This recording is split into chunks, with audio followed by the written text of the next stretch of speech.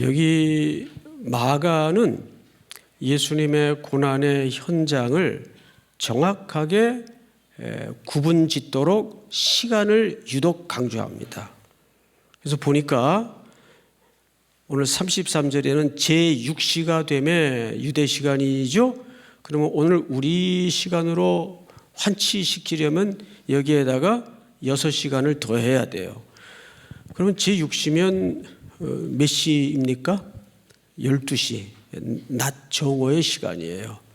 정오의 시간이라는 것은 성경에 보면 가장 해가 중천에 떠 있을 가장 이글이글 불타며 세상을 밝게 밝히는 시간입니다. 정오의 빛같이, 이런 표현 성경에 있죠. 그만큼 이 정오의 시간은 가장 밝았어야 될 시간이에요. 그런데 정확하게 제6시서부터 9시까지, 그럼 9시는 몇 시까지라는 얘기입니까? 오후 3시까지라는 얘기예요. 그리고 이제 조금 있으면 그들은 날이 바뀌는 안식일로 들어가게 됩니다. 그러니까 제6시 낮 12시부터 3시 오후 3시까지 온 천하가 어떤 모습으로 변해 있었는가 하면 온 땅에 어둠이 임하여 제9시까지 계속되더니, 초자연적인 어두움이죠. 그런데 성경에 보면 여기서 말하는 이 어둠은 구약의 심판의 이미지를 상기시킵니다. 자, 가장 여러분들이 확실히 인지하고 있는 사건 중에 애굽에 400여 년을 종살이하던 이스라엘 백성들을 모세가 바로에게 가서 이제 우리를 그만 놔주십시오. 하나님께서 바로의 완고함을 계속해서 심판으로 치시는 가운데 마지막 심판이 애굽의 첫 것 장자를 치는 심판이었고, 그 10가지 재앙 중에 무슨 심판이 있었어요? 어둠의 심판이 있었어요. 흑암의 심판이 있었어요. 그러니까 흑암은 구약 성경에서는 정확하게 심판 모드입니다. 그러면 온 땅에 어둠이 임했다는 말은 온 땅에 뭐가 임했다는 말하고도 같은 표현이 될까요? 그렇죠. 그런데 이 심판은 누구를 향한 심판이었을까요? 온 인류가 받았어야 될 심판입니다. 그런데 지금 그 심판을 십자가에 달리시는 누가 대신 그 영혼의 무게로 버티고 있는 겁니까? 아들 예수 그리스도가 그 우리가 온 땅이 받았어야 될 그 심판을 대신 받고 있다라는 대속의 의미가 여기는 더 강렬합니다. 지금도 세상은 빛을 잃어버리고 여기가 빛이 있을까? 저기 가면 빛을 발견할 수 있을까?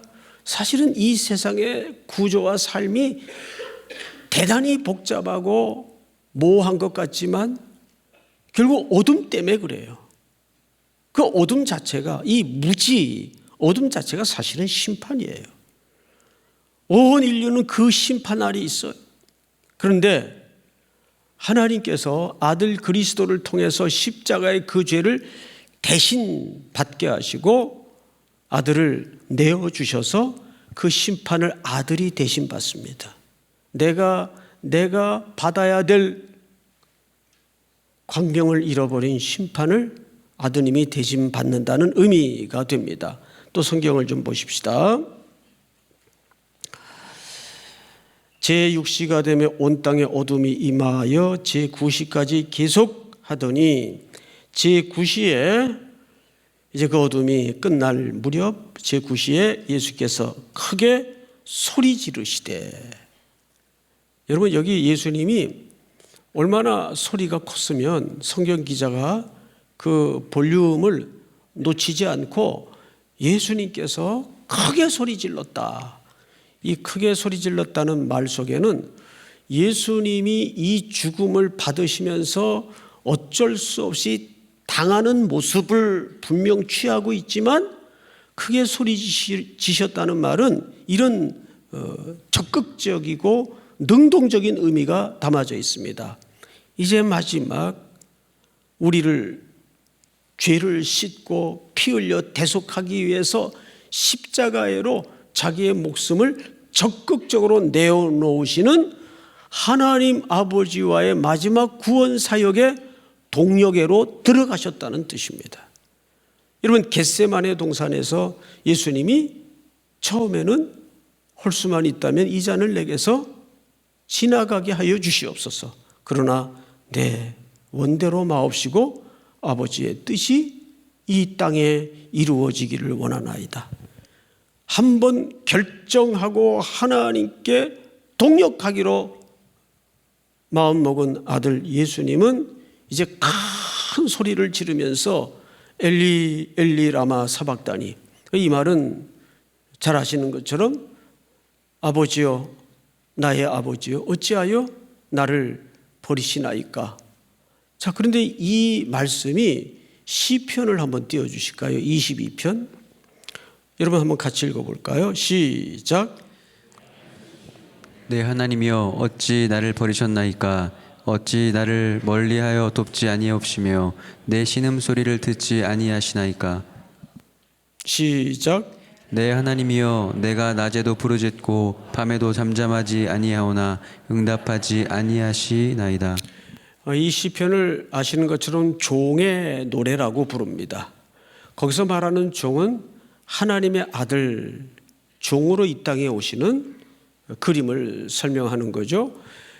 수많은 선지자들과 시편 기자의 노래를 통해서 그 하나님의 신실한 종, 또는 이사야 같은 경우에는 나의 종이라고 명하기도 하셨습니다. 그 아드님이 이 땅에 오셔서 어떻게 죽음을 맞이하시게 될 건가를 시편 기자가 이미 예언한 표현을 우리가 방금 읽었습니다.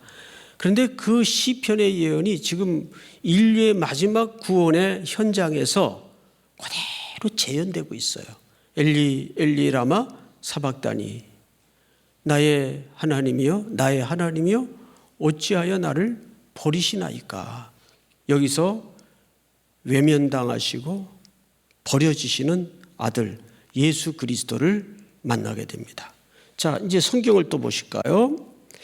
그런데 이를 번역하면 나의 하나님 나의 하나님 어찌하여 나를 버리셨나이까 하는 뜻이라, 곁에 섰던 자 중 어떤 이들이 듣고 이르되 보라, 누구를 부른다 하고?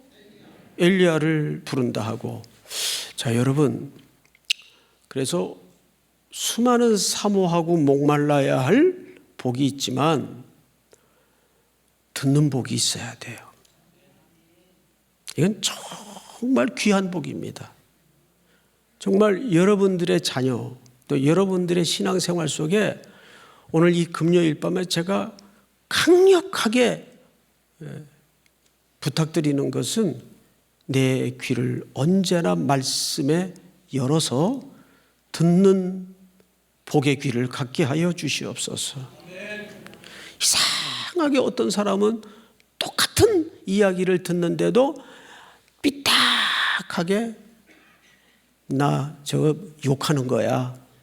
이게 완전히 안에서 창작을 해서 들어요. 하나님의 말씀을 액면 그대로 듣질 못하고 여기서 자기가 다시 한번 돌려요. 예?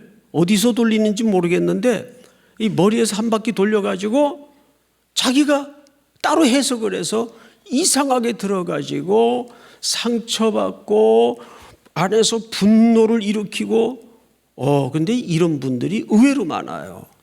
그 얼마나 공고한 영혼의 상태입니까? 지금 하나님의 아들 예수님은 온 몸에 진액을 다 쏟아내면서 큰 소리로 자기를 죽음에로 걸어가기 위해서 하나님 아버지께 마지막으로 소리치고 있는데, 아버지, 나의 하나님 나의 하나님 왜 나를 버리십니까?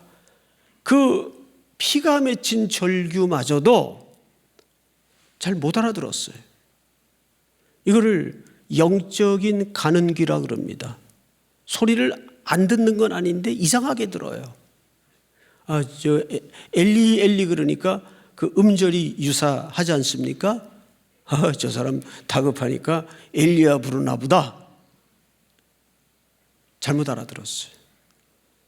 저는 우리 청년들이, 우리 성도들이 말씀을 읽든지 듣든지, 말씀을 듣는 자리에는 이 듣는 귀, 그 복이 있어야 된다고 믿습니다.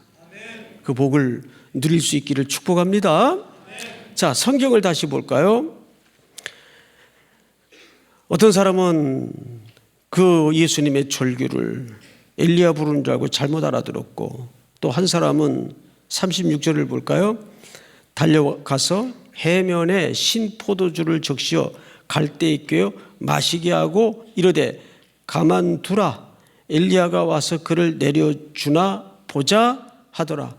끝까지 이들은 인간이 얼마나 심오한 깊이를 가진 죄인인가를 스스로 폭로시키면서 그 가운데 역설스럽게도 이 십자가의 가장 흉악한 죄수들만이 벌거벗겨진 채 고문을 당하고 린치를 가하고 죽어가는 여기에 달린 그들이 조롱거리로 죄패가 붙여진 유대의 왕, 평화의 왕이라는 그 예수님은 진정한 구약의 예언자들에 의해서 지칭되고 가리킴을 받았던 예수라는 정체성이 오히려 더 선명하게 드러나는 역설을 십자가 현장에서 만나는 거예요.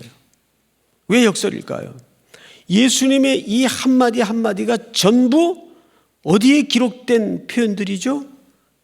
성경에, 구약 성경에 기록된 표현들이고 말씀들입니다.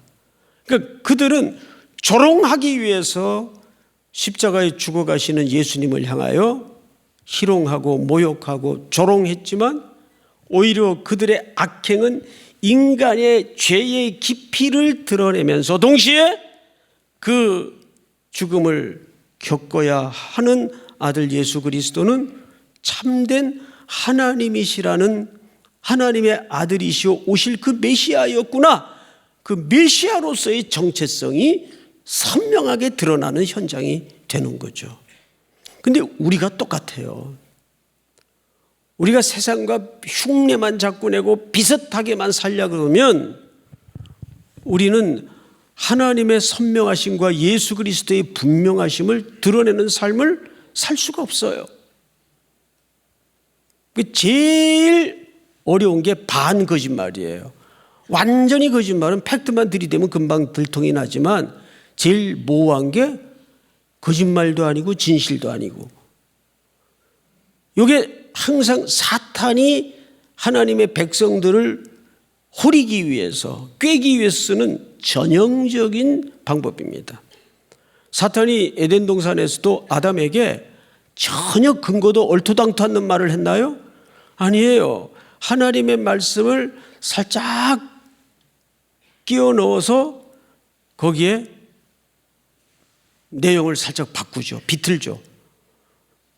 예수님을 이 백성들이 시험할 때도 저가 이 성전을 헐라 그랬다, 자기가 헌다 그랬다, 성전 모독이요 신성 모독죄로 빌라도에게 고발을 당해 대제사장들에 의해서 넘겨지지 않습니까?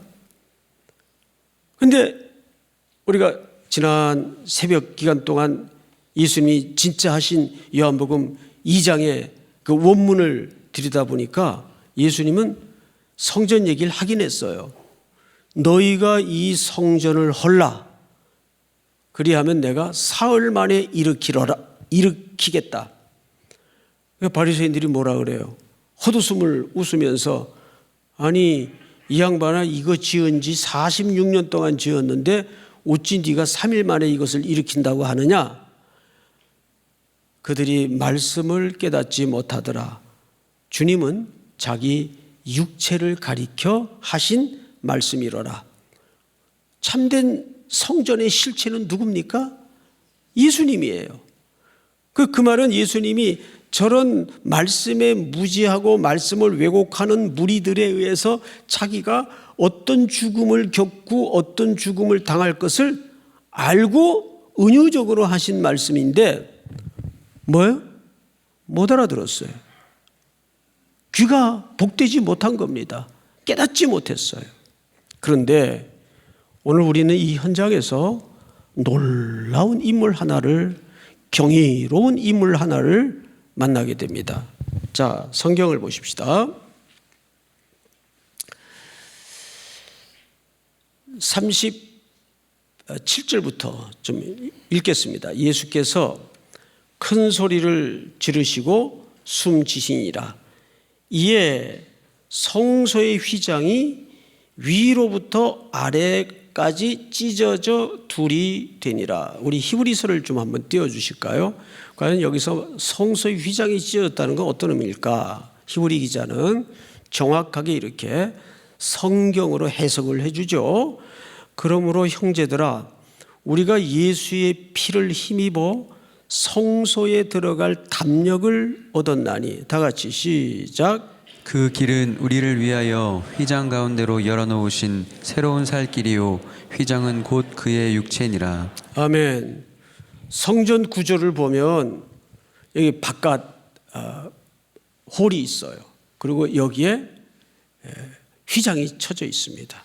그리고 이 안에는 이렇게 법궤가 모셔져 있죠.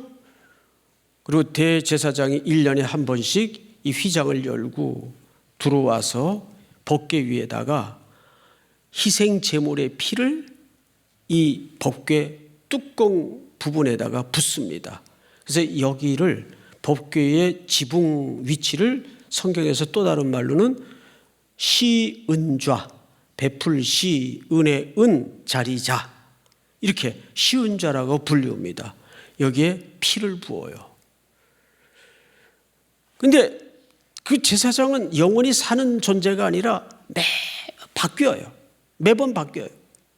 그런데 이제는 그렇게 바뀔 필요 없는 영원하신 큰 대제사장이 영원히 단번에 자기를 온전히 제물로 드려서 그 피로 우리의 죄의 문제를 다 해결하셨고, 그래서 이 휘장은 오늘 히브리 기자가 뭐라고 설명을 하죠? 곧 자기 육체를 가리켜 말씀함이로라. 이 휘장은 자기 육체예요. 자기 육체를 우리를 위해서 찢어서 그 육체 사이에 하나님은 모든 하나님의 자녀들이 걸어 들어오고 영원한 목마르지 않는 생수를 마실 수 있는 새롭고 산 길을 열어놓으신 겁니다. 그러니까 예수만이 우리의 구원자가 되시고 예수로만이 우리는 생명수를 마실 수 있는 겁니다. 예수 외에는 인생에 해결책도 없고 답도 없어요. 믿습니까? 다시 성경을 볼까요? 이에 성소의 휘장이 위로부터 아래까지 찢어져 둘이 되니라. 자, 여러분, 여기 찢어지는 방향이 아래서부터 위로 찢어졌습니까? 이게 상식 아니에요? 찢으려면? 근데 이게 더 근본적인 문제는 이 성소의 휘장이 학자들의 당시 고증을 거쳐 자료를 보면 어마어마한 실로 이렇게 두껍게 짜요. 이거 밑에서 아무리 힘센 삼손 같은 인물이라도 이걸 찢을 수 있는 인간은 없어요. 그런데 이 휘장이 위에서부터 아래로 찢어집니다. 그러니 이 휘장의 열어놓으심과 휘장의 찢어짐은 누구의 주도하에 이루어진 사실이란 뜻일까요? 위에서 하나님의 주권하에 일어난 일이고 열어놓으신 길입니다. 믿습니까? 얼마나 하나님은 마음이 아팠을까요? 아들의 육체를 찢어 열어서 저와 여러분들이 생명의 강으로 들어올 수 있는 새롭고 산 길을 열어놓으신 겁니다.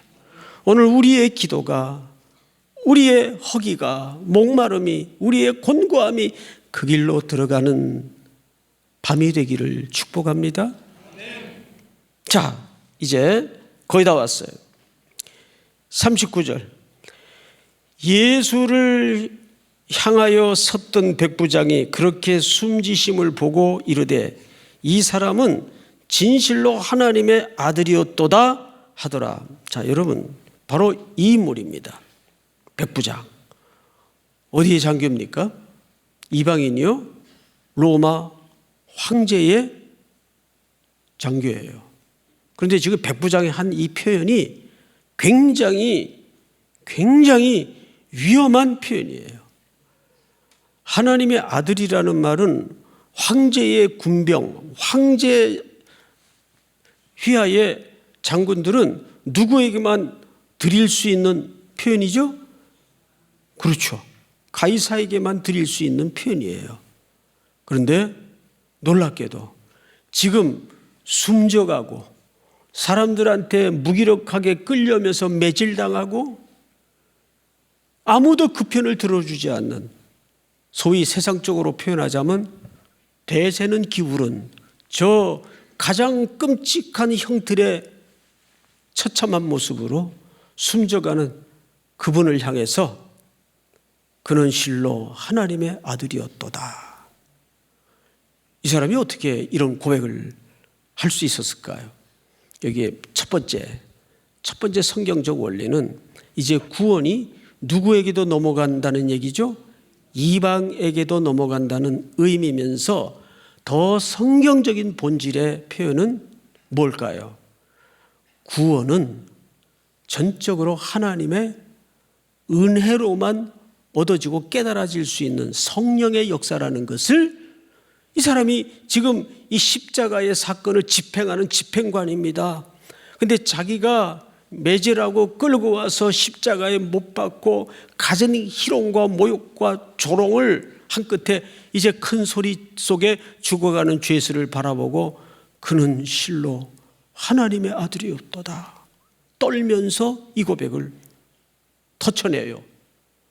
얼마나 경이로운 상황이고 경이로운 장면입니까? 그러니까 이 백부장은 하나님의 택한 백성으로서 그 고백을 성령의 깨우침을 통해서 할 수 있는 겁니다.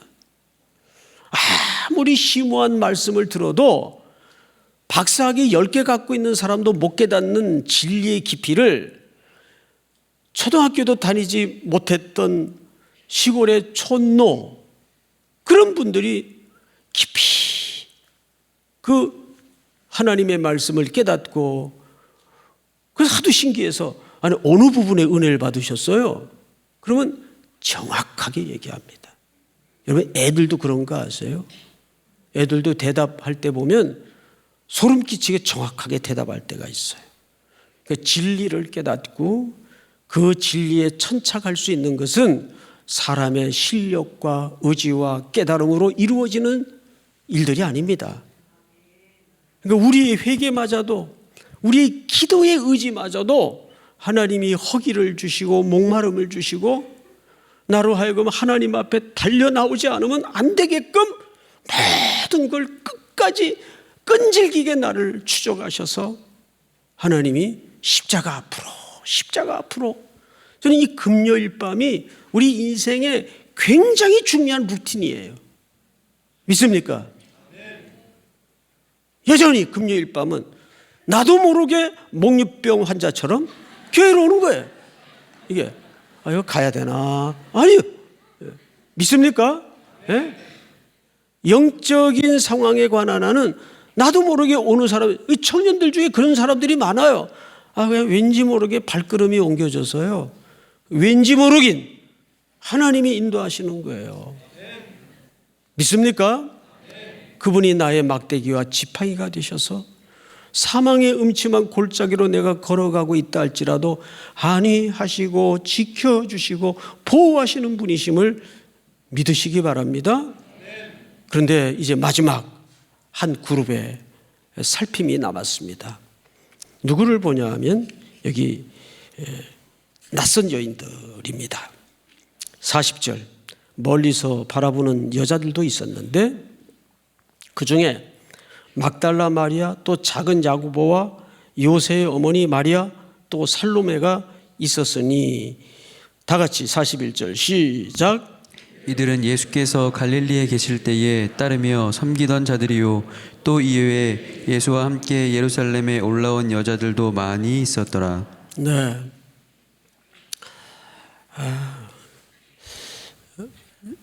그 어머니 날이 오면, 또 5월이 오면 목사님들이 설교하다가 이런 표현 아주 많이 합니다. 하나님은 하나님을 대신해서 이 땅에 어머니를 선물하셨다. 그 어머니가 품는 그 본성적 모성은 정말 신적 속성을 갖고 있는 거예요.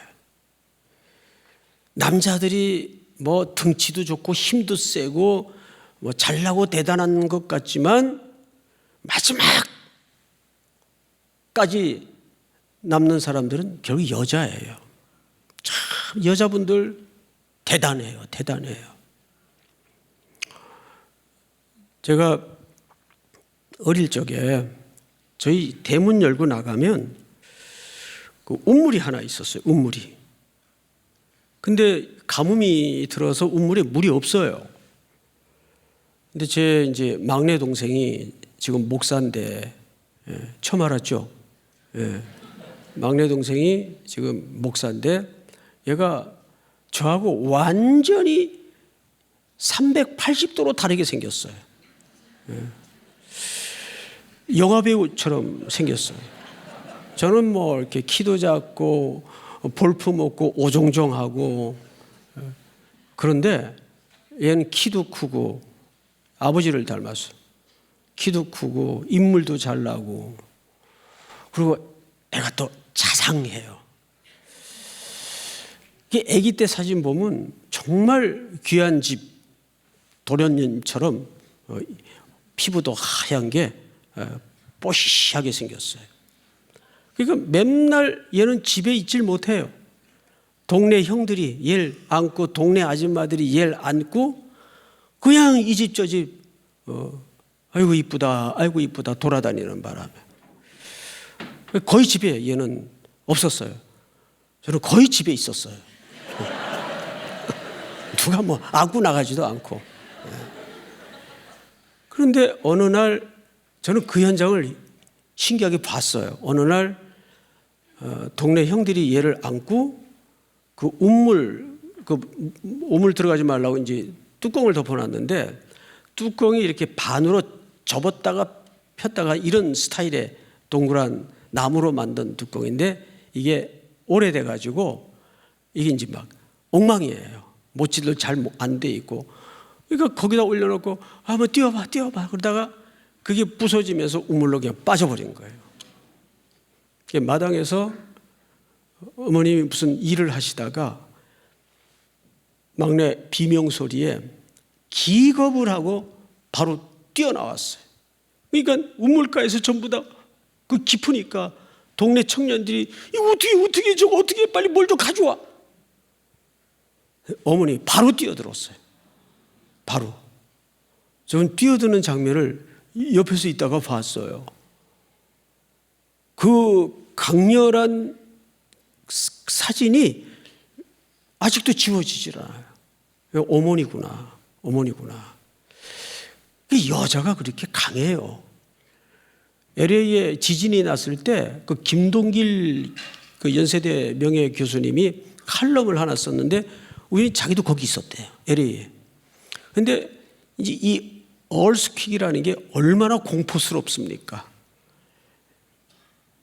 꽈르릉 하면서 천지가 지축이 흔들리니까 식당에서 밥을 먹고 있었는데, 식당에서 밥들 먹다가 전부 남자들은 테이블 밑으로 들어가더래요. 부인들은 핸드백으로 남자 머리 이렇게 덮어주고 다칠까 봐. 못난. 이 남자들이 못났어요. 가만보면은. 이 여성들이 강해요. 우리도 있고 저는 그 총신대를 다녔고 그 언덕 너머로 숭실대가 바로 몇백 미터 거리에 있어요. 근데 저희들 학교 70년대 다닐 때 맨날 데모를 내요. 맨날. 근데 여러분 시대가 이게 마지막 정권 같다라는 첫 번째 징조가 뭔지 아세요? 신학생들이 데모대로 거리에 나올 때 그 정권은 끝난다는 속설이 있었어요. 운동권들 가운데. 그런데 나는 그때 그 여성들의 강인함과 무서움을 봤어요. 저기 이제 전투경찰이 딱 스크럼을 짜고 있으면 아무리 남학생들이라도 거기 선봉에 서기가 쉽지 않죠. 뭐 무슨 일을 당할. 그런데 여자 자매들이 쫙 앞으로 나가더니 선봉에 서요. 이거 못 오죠. 이거 함부로 어떻게 할 수가 없으니까. 그러니까 뭐 이런 예를 들자면 오늘 진짜 철야해야 돼요. 예? 그래서 여자들이 무섭고 세다는 걸 알아요. 그리고 헌신이나 모든 면에서 의리가 있고, 그렇다고 해서 뭐 남자들이 아무 소용이 없다 그 말은 더더욱 아니에요. 그렇게 절반씩 그래서 같이 사는 거죠. 그런데 지금 이 십자가 주변에는 뭐 어디로 다 도망갔는지 삼배바지 방구새듯 다 사라져버리고 말았어요. 예? 이런 표현을 이해하시네요. 다 도망가버리고 말았어요. 그런데 여기 끝까지 여성들이 예수님의 숨져가는 모습, 십자가의 전 과정을 주목하고 주시하고 있습니다. 근데 여기 중요한 두 가지 표현이 있어요. 성경을 다시 볼까요? 마지막 절, 이들은 예수께서 갈릴리에 계실 때 따르며 섬기던 자들이요. 뭐하며 뭐하던 자들? 네. 자, 저를 보세요. 따르며 섬기는 것은 딱 한마디로 하면 무슨 도입니까? 그렇죠. 이게 제자도예요. 그렇죠? 따르며 섬기는 것이 제자도입니다. 그래서 마가복음은 성경의 가장 제자도의 핵심 가치가 드러난 책입니다. 자, 대표적으로 마가복음 10장 마지막 절 하나 볼까요? 10장. 너희 중에는 그렇지 않을지니 너희 중에 누구든지 크고자 하는 자는 너희를 섬기는 자가 되고 너희 중에 누구든지 으뜸이 되고자 하는 자는 모든 사람의 뭐가 되어야 하리라? 종이 되어야 하리라. 다 같이 마지막 절 시작. 인자가 온 것은 섬김을 받으려 함이 아니라 도리어 섬기려 하고 자기 목숨을 많은 사람의 대속물로 주려 함이니라. 아멘.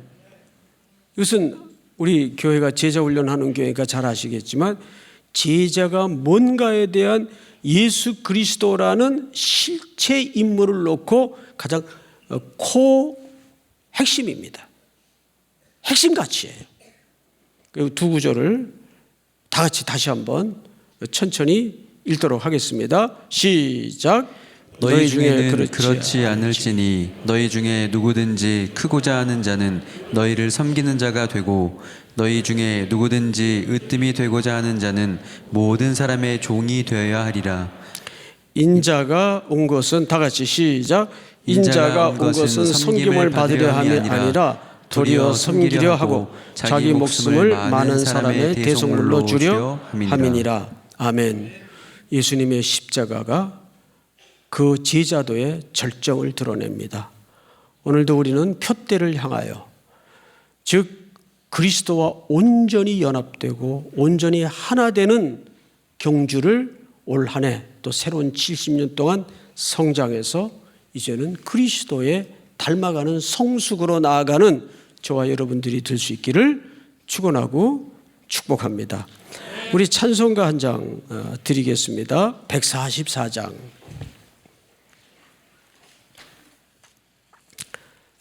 예수 나를 위하여 십자가를 질 때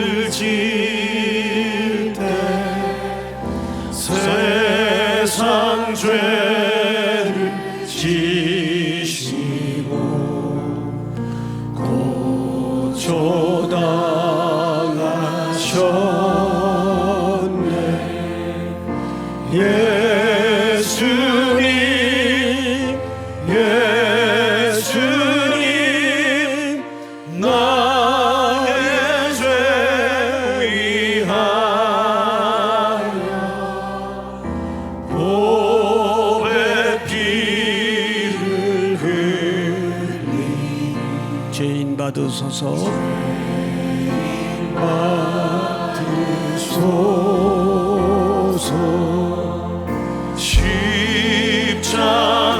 십자가를 지심은 무슨 죄가 있나 저무지한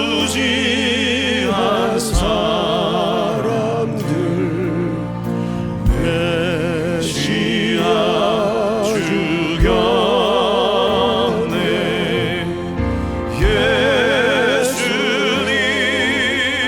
예수님 나의 죄 위하여 몸에 피를 흘리니 죄인 받으소서. 피와 같이 붉은 죄 없는 이가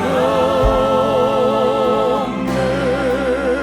십자가의 공로로 눈과 같이 되네. 예수님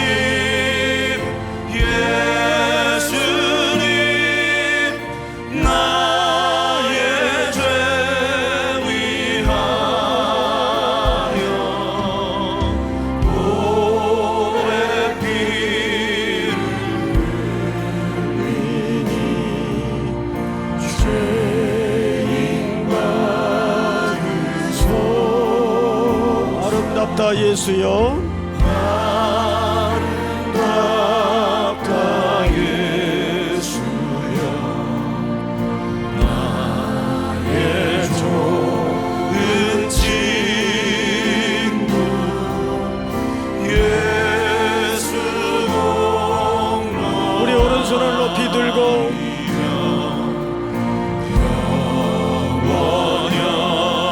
예수님,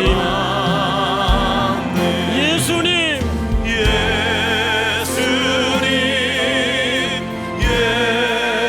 예수님 나의 죄 위하여 몸에 피를 흘리니 죄인 받으소. 2절 말합니다. 십자가를 지시는 무슨 죄가 있나 저무지한 메시아 죽였네. 메시아 죽였네.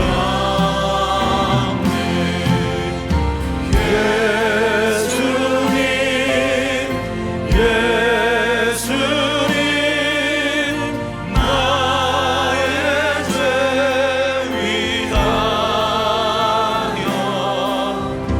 몸에 피를 흘리니 죄인 받으소서. 우리 다 같이 고요히 머리 숙이십시다.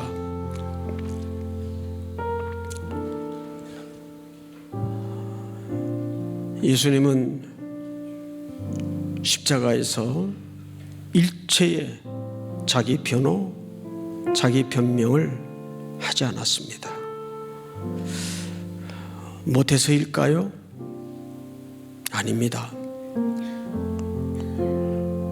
예수님이 십자가에 죽으신 그 죽으심은 변명의 여지가 없이 죽어야 되는 우리의 죄를 대속하시고 대신하시기 위해서 죽으시는 것이기 때문입니다. 우리도 살다 보면 모호한 소리, 억울함, 오해, 곡해, 비난, 고발, 세상의 소리에 너무너무 마음이 지치고 너덜너덜해질 때가 많아요. 오늘 이 밤 큰 소리로 한번 기도하십시다. 마치 예수님께서 십자가에서 2번씩이나 큰 소리로 엘리 엘리 라마 사박다니 하늘 아버지를 향하여 절규하셨던 것처럼 이 죄악이 가득하고 고통이 가득한 원수의 무리들이 가득해 있는 이 세상을 향해서 우리는 제사장적 마음으로 절규에 가까운 기도가 드려졌으면 좋겠습니다. 우리 이 시간 다 같이 한번 긴 호흡을 가지고 멈추지 마시고 소리 내어 주여 한번 부른 다음에 소리 내어 통성으로 기도합니다. 주여, 사랑하시는 하나님 아버지 감사,